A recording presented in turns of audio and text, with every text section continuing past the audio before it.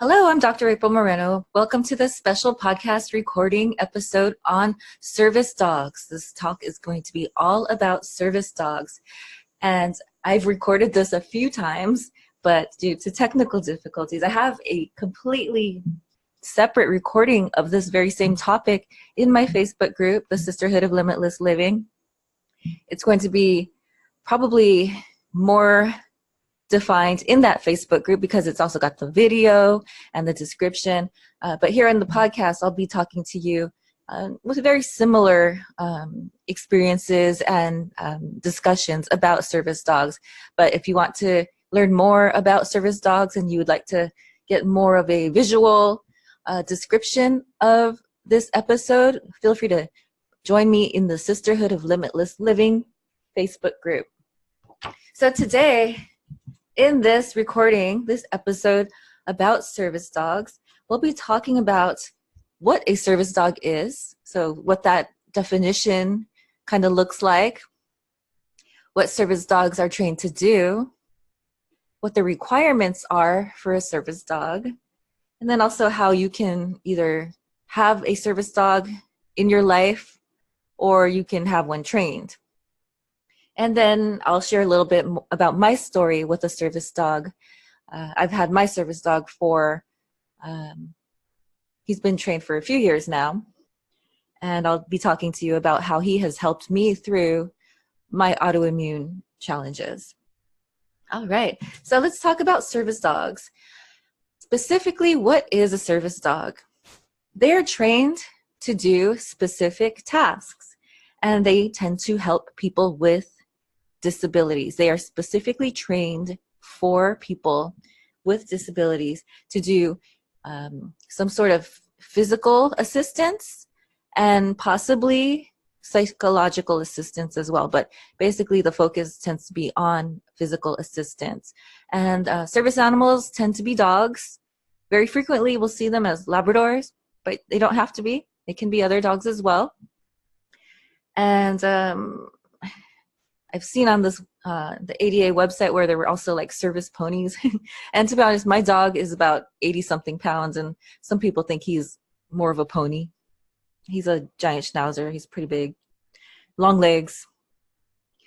And so service dogs are slightly different from other types of animals out there who are trained to do things. So sometimes people get confused about the difference. So there can be 3 types of trained animals out there to help people. So we see therapy dogs often. We often see emotional support dogs as well. And then we see service dogs. And they all have different classifications, I guess, different definitions and different ways of interacting with policy and with the public and with people.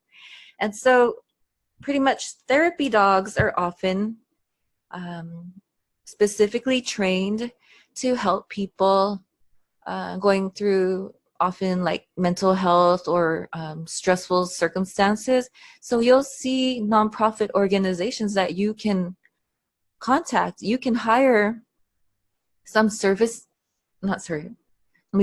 you can hire therapy dogs to come to a hospital or an organization. You can hire them to come to schools. So colleges, for example, during finals week, they bring over a nonprofit organization who has therapy dogs who can help to kind of calm the environment and help students to feel less stressed out about their final exams, for example. So those are therapy dogs. And then emotional support dogs are also somewhat similar. I would say the difference is that emotional support dogs can sometimes be also travel companions for people, in specific individuals. In some cases, they've been prescribed this emotional support dog to help them through anxiety, things like that. So for example, in a plane, right, going on a flight, someone who has an emotional support animal would be able to have that, I will say dog in this case, emotional support dog to travel with on flights. Okay, and then we'll talk a little bit more now about service dogs. So service dogs are different from those two categories. They're quite different from therapy dogs. They're quite different from emotional support dogs. They may also help to do very similar things. For example, my dog is definitely a stress reliever. He brings smiles everywhere we go. He shares puppy love to the world. And so he definitely has the mental health benefits as well that he shares.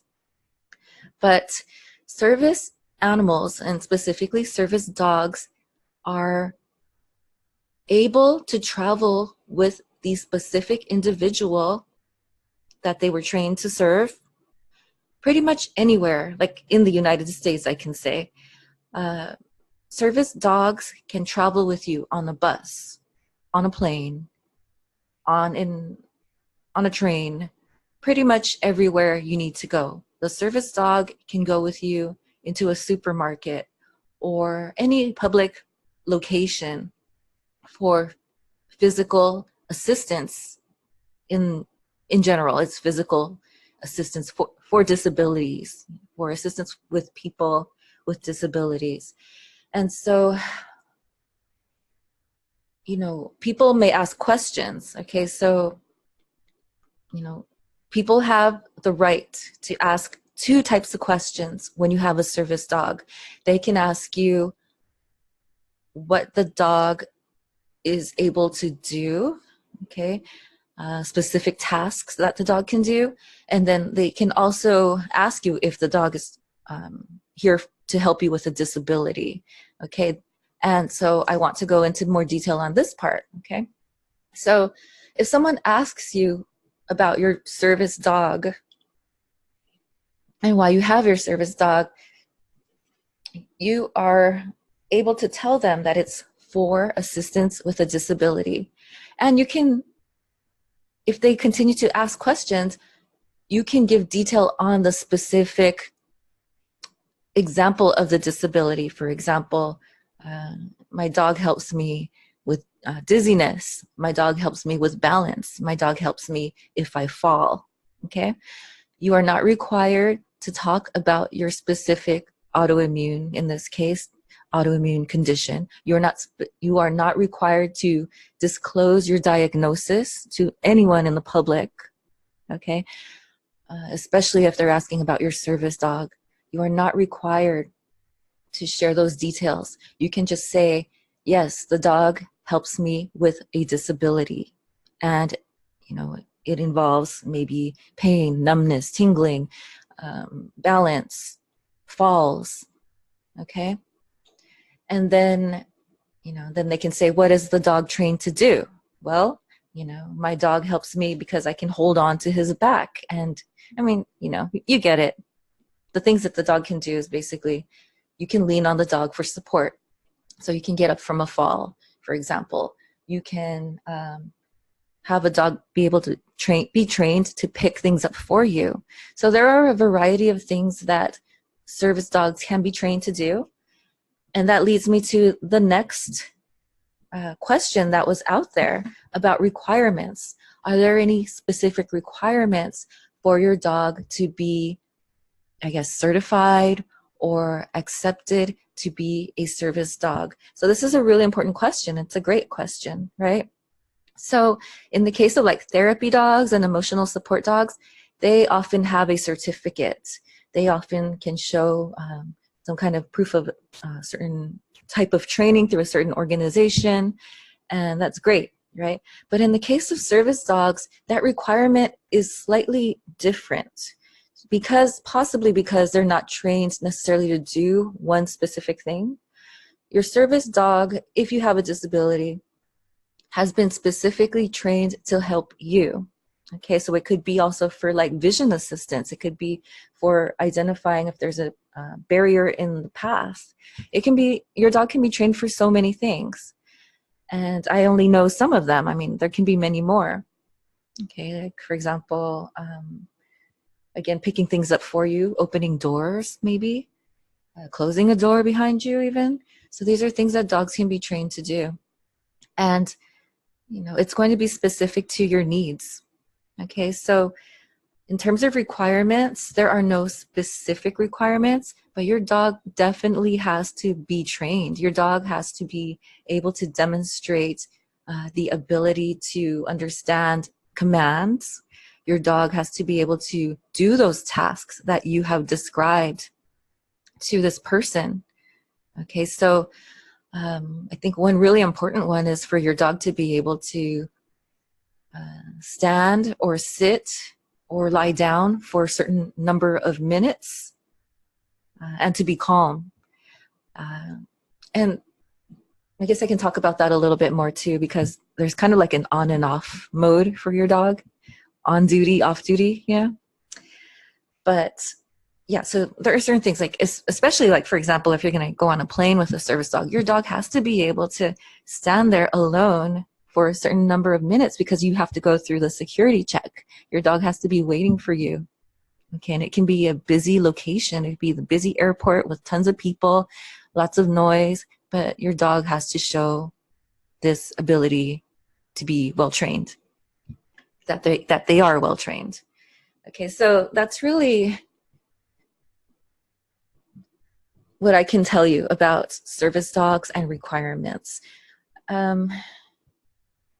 Yeah, that's kind of what I wanted to say, because there are people out there who may or may not have a trained service animal, okay? And yeah, because online there are things that people can buy, but the thing is, if your dog is not trained, your dog is not trained.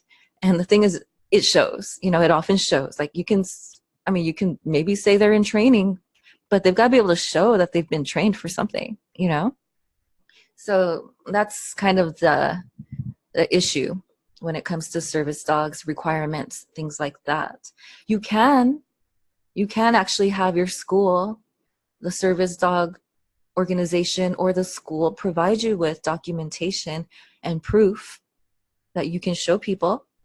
But at this time, there's no specific requirement for that. Ultimately, it's really just, can your dog do the task that you said that it can do, that it is trained to do, and be able to describe the disability, the conditions that you have. Okay, not the diagnosis, not details, but kind of just like kind of the facts of like, okay, this is what the dog helps me with and what I need. Okay. So the next question is about how to get a service dog or how to train one. Okay, because there are two ways you can have a service dog. You can either have one sent to you or provided to you through an organization. Okay, so there are several nonprofit organizations that are out there to help people with disabilities who can provide you with a fully trained service dog to help you. Okay, so yeah, your dog's probably, it's not going to be a puppy for sure. It's going to be,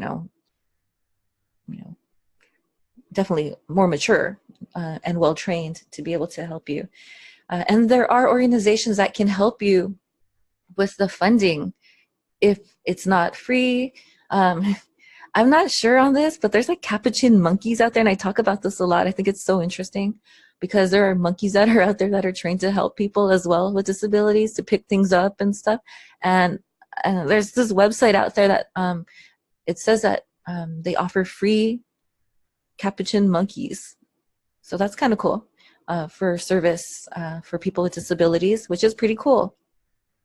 In terms of service dogs, I haven't seen any websites specifically offering it as a free service to people, but there are organizations specific to your autoimmune disease condition, whatever that organization is. They often have financial assistance for things like this. Either they can provide partial support for the purchase or full support for you to be able to order or purchase. I don't know what the right word is because, my dog is like my child. Adopt maybe, I don't know, to bring in a service dog into your life. Okay, so there is financial assistance available often through the nonprofit organization specific to your autoimmune condition. So doing that research is very helpful. And do I recommend service dogs? I totally do. I love my service dog. And I kind of want to talk now about how you can have a service dog trained as a second option. Okay. So I got my dog before my diagnosis. It just happened to work out perfectly because I'll move forward with this. In general, in my family, we've always had little dogs. We've had little chihuahuas, we've had miniature collies, things like that. But I wanted my own dog. So I've never had my own dog that I was responsible for. There was always like the family dog where like my mom was responsible for, or maybe one of my siblings had a dog. My husband had his own little chihuahua, but I've never had my own dog. And when I decided I wanted a dog, kind of to get me through the stresses of the PhD, to be honest, I wanted a big dog. I wanted a dog that could take care of me as well. So with little dogs, you're always kind of like watching out for them. Don't get stepped on, and they're so delicate. And I wanted a big dog that I didn't really have to worry so much about. And so it just worked out really well, because when he was about 3 years old, I was diagnosed with an autoimmune condition. And kind of as a precaution, but also having gone through this relapse situation of the fatigue, balance, kind of like vision issues for a little while, numbness, all these sorts of things, it really led me to think about how I could get my dog trained to do this task, because he's a giant schnauzer. He's a working breed. He's a working dog. And so being able to have him do a task, I believe is really rewarding to him. And so I had him trained as a service dog. So it's, there's no specific age range. Like I said, he was already fully grown. He was about 3 years old. And they said, yes, he's trainable. We can train him. And the thing with, not necessarily specific to him, but the thing with giant schnauzers is that it's said that they have the human brain. I don't know if I believe that completely. Maybe the brain of like a kid, a 3-year-old maybe. But they found him very easy to train. They loved working with him. They commented frequently on his willingness to learn. And we did not see him for about 3 weeks during this training period. So he was very focused. He was not distracted by his parents spoiling him, right? So he was trained for 3 weeks for service. And based on my specific autoimmune condition and the, some of the things I talked to them about in terms of like what happened during the relapse and their own research as well, having trained other dogs for people like me. My dog was trained to do some really amazing things. It was such a huge transition. To be honest, my dog was not very well trained before. He was very rambunctious, and he loves people, but he just, oh my gosh, he just goes to like 110 miles an hour. He's so excited to see a new person. I actually heard a story about another schnauzer someone had a schnauzer who had a heart attack because it was too excited around people. So you get the point, you get the picture of what schnauzers can be like. They are super excitable and super friendly. So, they had him trained, and after that 3-week period, we saw him again, and the transition was amazing. He was just doing these really cool things. He was listening. He was active, eager participant in his training, and I was amazed. So my dog is trained again for balance. My dog is trained to help with dizziness. My dog is trained to help if there's a case, if I were falling down and I needed assistance to get back up. He is trained to do all of those things. And for me, it was somewhat of a precaution, because I wanted to make sure he was just trained And again, like it was when I was newly diagnosed, I had this relapse. And I was like, you know what? I need my dog to be of support. And being very proactive in that process and not waiting for the next relapse. I have my dog who's able to help me. And there are days when I need him still. I need him for balance. I need him when I feel fatigued. There are days when I'm just like, okay, I feel like I'm walking a little wobbly today. So that's what he's trained to do. He has this really cool giddy up command where you hold on to him, and at this time someone has to hold on to like a snack for him, a treat, and he'll pull me out of a chair with so much horsepower. It's amazing. So that is how you can have a dog trained. So basically looking online, and again, it's no specific breed, okay? You can have your dog trained for service, and it can cost, I've done the research, and it can cost anywhere from like a couple thousand to like, I've seen one person that I think it was like 20 something upwards up to like $30,000 for training. But if you have a relative or you know someone who is a great dog trainer, yeah, give them have a conversation with them and see what can be done, discussing the needs that you have, and getting your dog trained for service. It's really rewarding. It's wonderful to have my dog have this relationship with my pet at this additional level. It's like a stronger bond. He helps me through, and he's able to travel with me wherever I need him to go, especially in the summer, you guys. If you have autoimmune, for me, it's heat. It's the fatigue and the dizziness and stuff like that that tends to get me in the summertime when it's really humid and when there's not a whole lot of like fresh air. So it's been really helpful. So that is my story about, how I had my dog trained. But also, I'd love to hear if any of you have a service dog for your autoimmune condition or disability, and how your dog has been able to help you. And I guess one last thing I wanted to say is that I was at a conference a couple years ago, maybe 3 years ago, and I was asking somebody who had a service dog at this conference, because he had this dog for vision assistance to identify obstacles on the path, things like that. And he shook my hand because he commended me that I wanted to make sure my dog was properly trained in service, because like I said, there are no clear, unfortunately, I guess, there are no clear standards yet on what a service dog is officially doing, I guess, because it's so customized to this disability that somebody may have.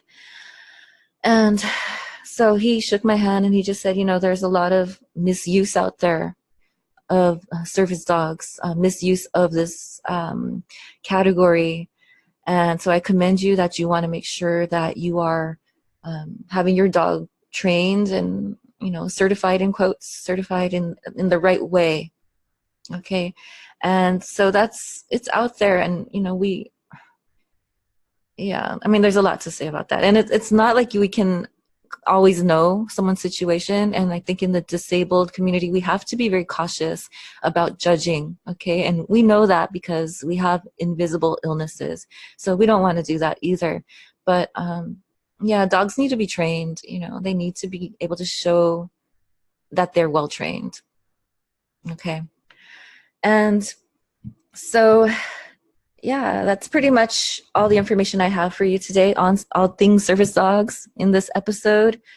So just to recap, I gave an introduction on service dogs, what a service dog is, compared to like a therapy and emotional support dog, what service dogs are trained to do. And again, it's very customized to someone's disability, what the requirements are for a service dog to be one, and then how you can get a service dog or have a dog trained for service.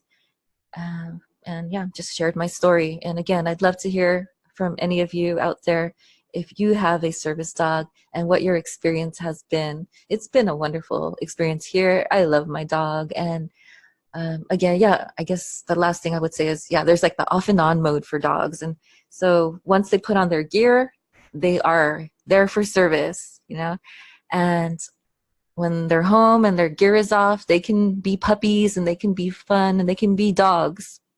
Okay, but yeah, once their gear is on, they know that they're checking in for service. And so that's kind of how the training has worked. All right, well, feel free to contact me if you have any questions. If you found that this episode has been really useful, insightful, interesting, feel free to share this information with your friends and loved ones. And join us again on the Sisterhood of Limitless Living podcast, or join me in the Facebook group, the Sisterhood of Limitless Living. All right, take care.